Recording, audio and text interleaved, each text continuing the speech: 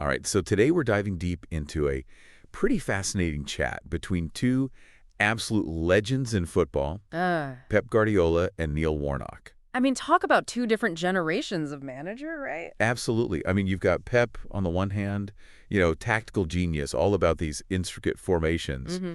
And then you've got Neil, the ultimate motivator, the guy who can get his players to run through a brick wall for him. Yep. And where are we getting all this from? Well, Yeah. a YouTube video on the Sky Sports Premier League channel. It's called Don't Tell Jose. With the eye emoji, Pep Guardiola meets Neil Warnock with the laughing, crying emoji. I love that title. Yeah, it's perfect, isn't it? Oh, it's brilliant, especially with that cold water prank they pulled on Mourinho. Oh, yeah, that was good. I mean, it just perfectly sums up their styles in a way, right? Oh, totally. Pep's all about control, meticulously planned. Everything's got to be perfect. Mm-hmm. And then you've got Neil, who's like, let's just chuck a bucket of water at him. Yeah, just a little bit of chaos. Yeah, exactly. He's up for a laugh. And I think that kind of seeps into how he manages his teams, too. He's not afraid to get under the opponent's skin a little bit. Yeah, a bit of psychological warfare. Totally. But the thing that struck me was the respect between them. Oh, yeah. You've got Neil, who comes from a completely different era of football, calling Pep the best manager of his generation. It's high praise. It is, and he really means it. Like, he breaks it down. He explains why he's so impressed with Pep and how he gets the most out of his players. It's not just about having star players either, right? No, exactly. It's about building a system where everyone thrives. And then we get to see this side of Pep that I wasn't really expecting. Oh, what's that? He kind of opens up about the pressure and the doubts. Really? Yeah, he talks about this fear of losing his players. Losing them, like, in the transfer market? No, not like that. He's talking about losing their trust if he doesn't handle them carefully. Oh, wow. That's really interesting. It is, isn't it? You don't often hear managers at that level admitting to those kind of vulnerabilities. No, you don't. You think of them as these untouchable figures, just focus on winning trophies. Exactly, but he's talking about the emotional weight of his decisions, especially with how long he's been at Manchester City now. He's built these relationships with his players. And it's clearly not just about tactics for him. No, it's personal, and you wouldn't think someone who's achieved so much would still have these doubts. No, you really wouldn't. It makes you realize how much pressure these guys are under, constantly trying to balance the human element with the results. Yeah, that's a tough gig. And it's so interesting how Pep talks about his approach compared to Neil's more like old-school, tough love style. Right, like that classic Neil Warnock hairdryer treatment. Exactly, and Pep almost seems to envy that, that kind of no-nonsense approach. I think there's a part of him that wishes he could just be that direct. Yeah, maybe. But even Neil, who's famous for those like run-through-a-brick-wall speeches, even he recognizes that man management have to evolve. Oh, absolutely. He talks about how back in his day it was all about, skin and eye contact, that directness. Yeah. But he acknowledges that now, with all the sports science and data analysis, that human touch is even more important. Because at the end of the day, you're dealing with people, right? Exactly. They're not just robots. You have to understand them, motivate them. And that brings us to their chat about man marking. Oh, yeah, that was a good one. So Neil, classic Neil explains how he used man marking as a weapon. Especially against the bigger teams, right? Exactly. He wanted his players to be like dogs of war, disrupting the opponent's flow, getting in their heads. And he tells this hilarious story about how they man-marked Ryan Giggs so effectively that Giggs was begging to be subbed off. Oh, that's amazing. Isn't it brilliant? Pure Neil Warnock. Yeah, and then you've got Pep, who prefers that zonal approach. So for those who aren't familiar with that, Yeah, it's basically where players guard areas of the pitch rather than specific opponents. right, so it's more about maintaining shape and anticipating plays. Yeah. And Pep argues that man marking can actually restrict players, make them feel uncomfortable. Which goes against his whole philosophy of, fluid, adaptable football. Right, but he doesn't dismiss man marking completely. No. He recognizes that it can be effective when used strategically. Yeah, he even admits that he's had to resort to it sometimes. So it's not a black and white issue, right? No, not at all. It's about understanding the strengths and weaknesses of each approach and then applying them based on the opponent, the players, the situation. Exactly. And this debate kind of leads to a bigger question, I think. What's that? Is there still room for both styles in modern football? Yeah, like, is the game evolving in a way that favors one over the other? Well, Pep seems to think that things are changing. Oh, how so? And he's not totally happy about it. He talks about how when he first arrived in the Premier League, there were only a handful of teams that were real contenders. Right. But now he says the competition's much tougher. The mid-table teams are stronger. It's harder to achieve that kind of dominance that his Manchester City teams had in the past. Yeah, that makes sense.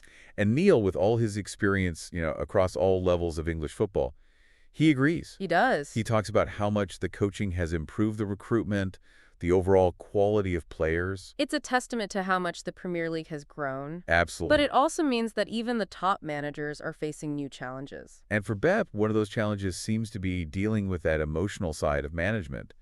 Keeping players happy, especially those who aren't getting as much game time. Right. And remember, this is Pep we're talking about.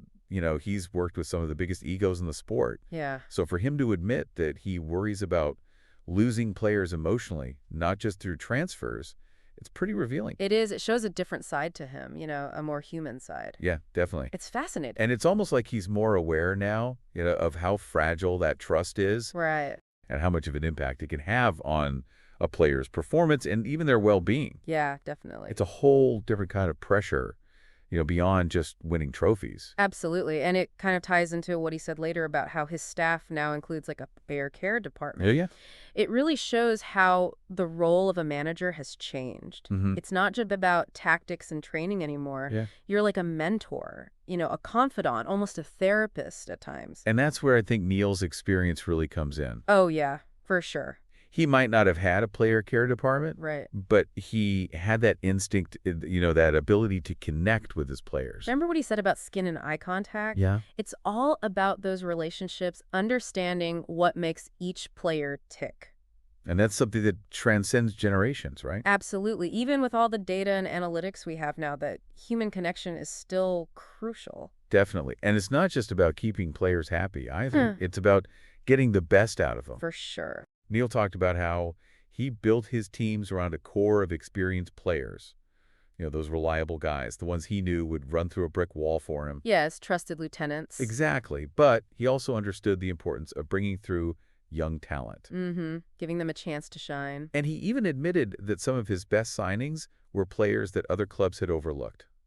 Really? Yeah, the ones who maybe didn't have the raw talent, but they had that hunger, that work ethic. Right, they wanted to prove themselves. Exactly, and he saw something in them that others missed. It's like he had a knack for identifying character as well as talent. And isn't that what separates the good managers from the great ones? I think so. Being able to build a team that's greater than the sum of its parts. Yeah, where everyone's pulling in the same direction. Working towards a common goal. Exactly. And it's interesting how both Pep and Neil, despite coming from such different backgrounds and having such different approaches, Yeah. they both reach the same conclusion. It's just Football is a human endeavor. at its core. Yeah, tactics and formations are important, but they're only as good as the players executing them. And to get the best out of those players, you have to understand them, motivate them, inspire them. You need to create an environment where they can flourish. And that's what makes football so compelling, isn't it? Yeah, I think so. We get caught up in the goals and the drama, the results. Mm-hmm. But ultimately, it's about people. It's about passion, commitment, teamwork. And the pursuit of excellence. Exactly. And that resonates with everyone, whether you're a manager, a player, or a fan. And that's what makes this conversation so insightful. It's not just two tactical geniuses talking shop. No. It's two people who are passionate about the game, share their perspectives, talking about the challenges they've faced, the lessons they've learned. And that's a real honesty there, a willingness to share their vulnerabilities. I was really struck by Pep's honesty about the doubts he's having about his future at Manchester City. Oh, yeah.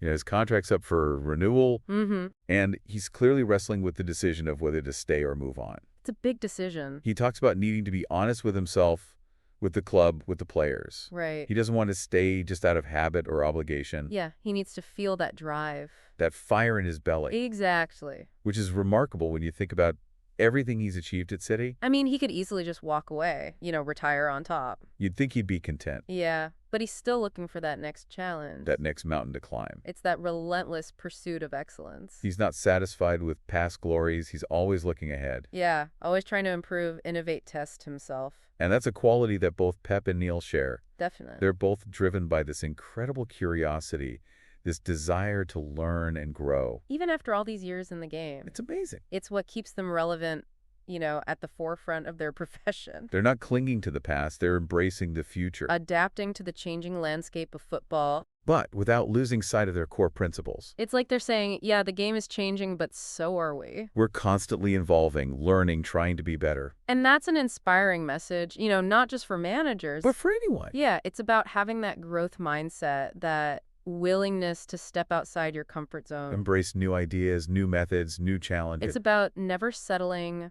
always striving to reach your full potential. both individually and collectively. And it's about finding joy in that journey, in the process of learning and discovery. It's striving for something bigger than yourself. And that's what this conversation between Pep and Neil really embodies, It's a celebration of football. In all its Its complexity. passion, its humanity. And it reminds us that even with all the competition and the pressure to win, Yeah. there's still room for camaraderie, for respect, for laughter. For a genuine love of the game. And that's probably the most valuable takeaway of all. Speaking of laughter, Oh, yeah. we can't forget about all the funny stories they told. Oh, they were brilliant. Like that time Neil told his staff at Crystal Palace Yeah. to throw a bucket of cold water on Jose Mourinho's dressing room floor. Classic Neil. It's just brilliant. I mean, it's mischievous, but it also shows that there's still that sense of humor, even amongst these top managers. Yeah, and it wasn't all aimed at rivals either. Oh, no. Neil even had a little dig at Pep about Manchester United getting dicky penalties. Oh, cheeky. Considering their rivalry. That's pretty bold. I love it. You really get the sense that they enjoy each other's company. Oh, for sure. There's that mutual respect, but also that playfulness. Yeah. That comes from years of experience. Totally. And it reminds me of what Pep said earlier about not having a British sense of humor. Yeah.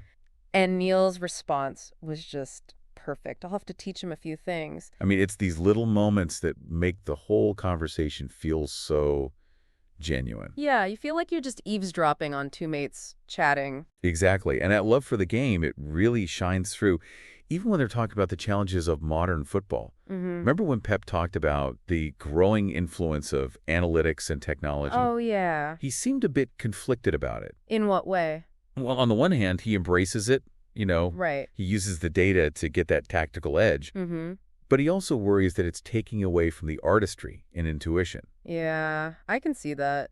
He even used a phrase that Neil had used earlier, wide angles and singles, Oh, I remember that. to describe this trend towards hyper-efficiency. Yeah, so it's all about minimizing risk, maximizing possession. Even if it means sacrificing a bit of flair. And that's where that generational difference really comes in. Yeah. Neil with his old school approach, he loved that directness, the passion, Yeah, he wanted his teams to attack, to take risks. to play with their hearts on their sleeves. And Pep, while he's obviously a tactical genius, Oh, yeah, one of the best. he seems to be struggling with that balance, Right. between that old school romanticism Yeah. and the data-driven approach of the modern game. It's a question that all managers are facing, I think. Yeah, how do you embrace the technology without losing what makes football so special? It's like trying to find that sweet spot between art and science, Instinct and data. tradition and innovation. And it's a question that's going to keep shaping the game as it evolves. For sure. Will we see a return to more expressive attacking football? Or will it become even more tactical? It's something for all of us to think about, Definitely. as fans of the game. And it's amazing that this conversation has sparked those kind of questions. It really shows how insightful it was. Absolutely. It's given us a glimpse into the minds of two brilliant managers, each with their own unique perspective on the game. But more importantly, I think it's reminded us of the importance of those human qualities. Yeah. The connection, the passion, the pursuit of excellence. And that's what makes football so great. So if you haven't already, we highly recommend watching the full conversation. Yeah, it's on the Sky Sports Premier League YouTube channel. It's insightful, entertaining, and actually quite heartwarming. Until next time, keep exploring, keep learning. And keep diving deep. See you on the next deep dive. See you then.